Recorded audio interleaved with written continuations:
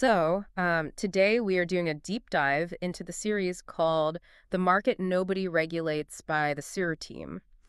And, Which is just a really fascinating set of documents, by the way. oh, it really is. I mean, our mission today is to basically decode the unwritten rules of high-stakes real estate transactions, Yeah, right? right. And show you how mastering this idea of information asymmetry and, honestly, surprising transparency can be applied to pretty much any negotiation you will ever Right, face. because the strategies here is universal. They really are. Yeah. And, usually when we think about negotiating a massive deal, a life-altering deal, we instantly default to this, like, very specific mental You image. think of it like a poker game. Exactly. It's the poker game. You hold your cards incredibly close to your chest, you bluff your flaws, you maintain this absolute unbreakable poker face, right? Yeah. Because the underlying assumption is always that if the person across the table sees your weaknesses or sees exactly how much capital you actually have in your wallet, you automatically lose your leverage. Right. I mean, that is the conventional wisdom. That's what we're all taught.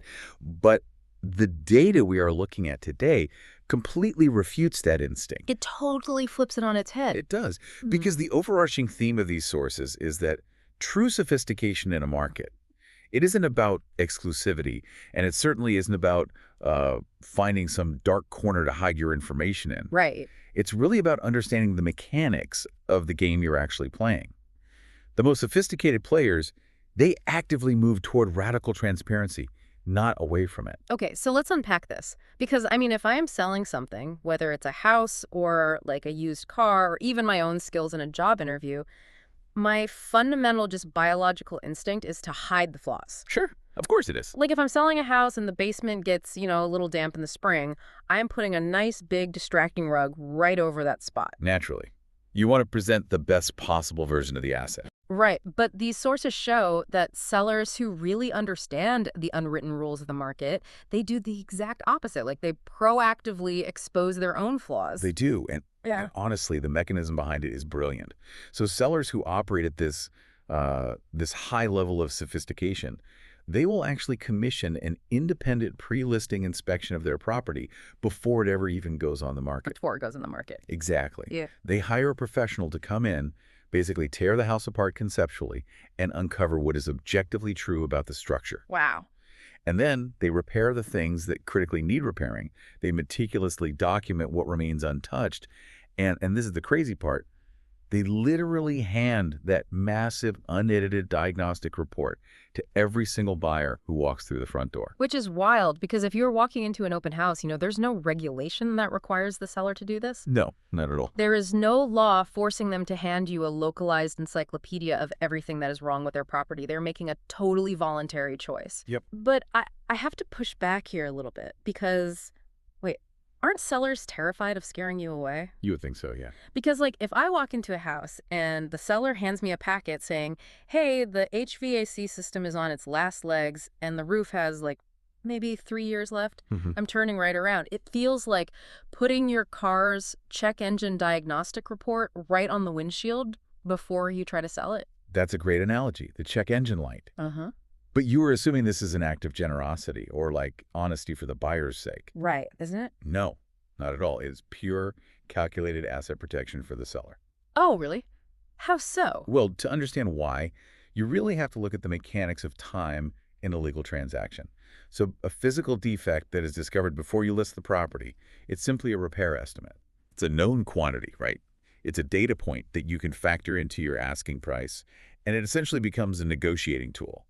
You could look at the buyer and say, yeah, we know the roof needs work. That $15,000 liability is already reflected in the $500,000 asking price. Oh, I see. So you kind of rob the buyer of that gotcha moment during the negotiation phase. You completely eliminate the leverage of the unknown.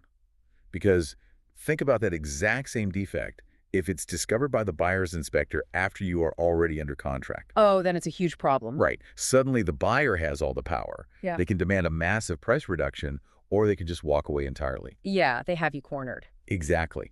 And even worse, what if that defect is discovered by the buyer after the closing table? Oh, yikes. Yeah, that is potential litigation. That is a lawsuit waiting to happen. Hmm. So the pre-listing inspection takes this unknown, terrifying liability and it converts it into known, manageable information. So you are essentially converting a hidden landmine into a highly visible speed bump.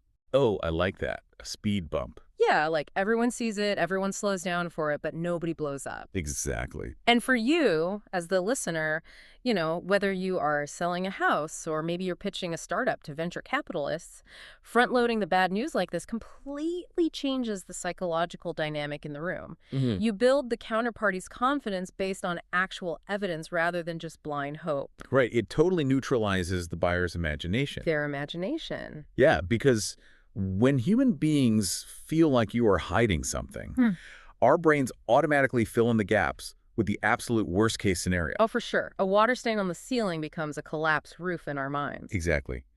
But when you hand them the factual report, even if the facts include a leaky pipe, they feel informed. They can make a rational mathematical decision instead of this emotional, fear-based one. But, eliminating fear through transparency introduces a whole new dynamic because a transaction isn't a monologue, right? It is a two-way street. So if sellers are voluntarily showing their hands to protect their assets, how do buyers match this level of sophisticated transparency to gain their own leverage? Because the sources get into the financial side of this equation, and the structural gaps in the system are just wild. They really are. Mm. Because just like the physical condition of the house, the financial capacity of the buyer is usually this massive black box. Right. The SEER team documents highlight how things work in Pennsylvania, for example. Buyers have the ability to provide sellers with a voluntary financial disclosure document. And this isn't just some standard pre-approval letter. No, this isn't just a generic letter. It is a comprehensive summary of their liquid assets, their liabilities, and their actual income. It mathematically proves their absolute capacity to complete the transaction. See, my immediate thought when reading that is, wouldn't the bank just tell the seller that the buyer is good for the money? Like, why does the buyer have to do this themselves? Well, because of strict banking privacy regulations. Lenders are legally gagged from sharing that specific proof of capacity with the seller or even the seller's representatives. Wait, legally gagged? Yeah. The bank can issue a standard pre-approval letter, which essentially just says, hey, assuming a dozen different conditions are met, we might lend this person money. Which doesn't sound very reassuring. It isn't, because they cannot show the actual math or verify the depth of the buyer's pockets to the seller. So that leaves a massive blind spot. It creates a huge structural void. Yeah. The system just leaves sellers sitting there totally uncertain if a buyer can actually make it to the closing table without the financing falling apart at the 11th hour. And in any high-stakes deal, uncertainty is toxic. It kills deals, pure and simple. So, highly informed buyers, they voluntarily fill that regulatory gap themselves. Mhm. They just bypass the banking privacy rules by handing over their own financials, revealing what the system basically will not. Okay, but here's where it gets really interesting to me, though, because my instinct as a buyer is to protect my wallet at all costs. Right, keep the cards hidden. Yeah. Doesn't showing a seller that you have deep pockets completely ruin your ability to lowball them? I mean, it's like trying to skip the line at a club by showing the bouncer your actual bank statement instead of just your ID. That's a funny way to picture it. But seriously, if I hand over a financial disclosure showing I have, I don't know, an extra $200,000 in liquid assets, the seller is going to look at that and say, well, I am not accepting a penny less than my asking price because I know for a fact you can afford it. Right, but you are assuming the seller's primary motivator is greed. Isn't it? The data shows it isn't. The primary motivator is actually fear. Fear. Yeah. Sellers want the highest price? Yes. But even more than that, sellers want certainty. They are terrified of a deal collapsing after their house has been off the market for a month. Oh, that makes sense. Because then it looks tainted. Exactly. Mhm. So showing your financials is sort of like a hostage negotiation. Okay, I'm listening. It's like showing the hostage taker that the getaway car actually has a full tank of gas in it. You aren't giving them the car, and you aren't giving them more money. You are simply proving that the escape route is viable and real. Wow, that is a fascinating way to frame it. You're proving the deal won't die. Exactly. A seller who is looking at a slightly lower monetary offer from a buyer who has fully opened their books and proven they are financially bulletproof, they will frequently take that deal over a higher offer from a buyer who is shrouded in mystery. Because the higher offer might be a mirage. Precisely. Reducing the seller's uncertainty creates massive leverage for the buyer. When both sides reveal the truth, the physical truth of the asset and the financial truth of the capital, The information environment expands, the fear evaporates, and the market can actually function rationally. Man. But eliminating fear through financial transparency introduces a new problem because once everyone puts their cards face up on the table, you actually have to know how to read them. Yes, you really do. And as the 13 documents point out, relying on public data to read those cards is incredibly dangerous. The sources go deep into this idea that raw public data is essentially an illusion if you don't have the right hyperlocal lens to interpret it. This is where most people get tripped up, honestly. Data today is commoditized, right? It is practically free. Yeah, it's everywhere. Anyone can open Zillow or Redfin or Realtor.com and look at the exact same numbers. You see the price history, the days on the market, the automated valuations. But raw data without localized context isn't intelligence. It is just noise. Right, and we are all so addicted to those automated valuations. I know I am. We treat an algorithmic price estimate like it was handed down on a stone tablet. We do. We take it as gospel. But the SEER team's sources detail an analytical approach they call offer edge, which proves why relying on that raw, generic data can completely tank your negotiating strategy. Oh, absolutely. Let me actually give you the example from the text because it really highlights the flaw in the math here. Please do. So, let's say you are a buyer and you see a house that has been sitting on the market for 45 days. Okay. In one specific district in Chester County, the average days on market is 58, and a massive 44% of sellers in that district have had to slash their prices to get a deal done. Right. In that context, seeing a house sit for 45 days means go aggressive. The seller is sweating. They are approaching that 58-day cliff. They see everyone around them cutting prices, and they are super vulnerable. Yeah, the seller's feeling the crushing pressure of that specific local rhythm. They want an out. Right, but take that exact same number, 45 days on market, and place it in a different district just a few miles away. In the second district, the average time to sell is 155 days, and only 18% of people ever cut their prices. Totally different world. Yeah. In that neighborhood, a house that has been listed for 45 days is practically brand new. If you walk in there and lowball them based on the fact that it's been sitting for a month and a half, they will laugh you out of the room. They'll just ignore you. Exactly. It's the exact same public data point, 45 days. But it requires two entirely opposite negotiating strategies. Because without the geographic context, the number means nothing. It's like looking at a thermometer that says it's 45 degrees, but you have no idea if you are standing in the Sahara Desert at night or Antarctica in the summer. Oh, I love that. 45 degrees means something very different depending on where you are standing. Exactly. And an algorithm like a Zestimate doesn't know the difference between the psychological pressure cookers of those two neighborhoods. It factors in macroeconomic trends like, national mortgage rates and applies broad stroke math. So how do you actually filter out the macro noise and find the real value? Like, how does a sophisticated player process this differently than a Zillow algorithm? Well, the sources detail a proprietary predictive pricing model called WB3, which was built by Vincent Sear, specifically to solve this exact problem. WB3. Yeah. And the way it works is by fundamentally ignoring national trends. WB3 strips out the macroeconomic data that algorithms rely on and instead weights hyper-local microboundaries. Microboundaries. What does a microboundary actually look like in practice? Well, it's understanding that, say, being on the north side of a specific street puts you in an entirely different school district than the south side of that exact same street. Oh, wow. Literally across the strait. Yes. A national algorithm sees two houses on the same street and prices them similarly. But the WB3 model looks at the school district line running down the middle of the road and understands that the buyer demographic, the tax implications, and the historical demand for the north side are completely different. That's incredible. It is. The model was actually built from accumulated data across more than 400 actual transactions, tracking 25 school districts, and then breaking them down into 977 distinct neighborhoods. Wait, 977 neighborhoods? That is absurdly granular. It has to be, because by relying strictly on that accumulated on-the-ground reality, the WB3 model achieves a 92.2% accuracy rate in predicting the final actual sale price of an asset. Wow, over 92%. Right. It works precisely because it rejects the illusion of broad data and focuses on the microvariables that actually drive human purchasing decisions in a specific zip code. So WB3 gives you the hyper-accurate math. It gives you the logical foundation, but math doesn't sign the contract. Which brings us to a fascinating realization. You can run all the data in the world, you can know the neighborhood averages, you can have a pre-listing inspection, and you can prove your finances. But the final, absolute, uncrackable code in any major transaction isn't a number at all. No, it really isn't.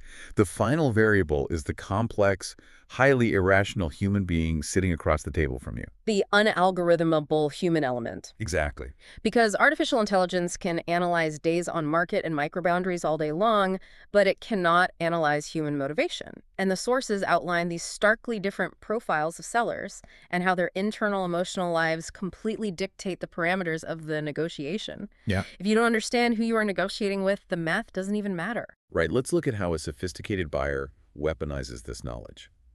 Take the first profile from the text. An estate executor who is settling a deceased parent's home. Okay.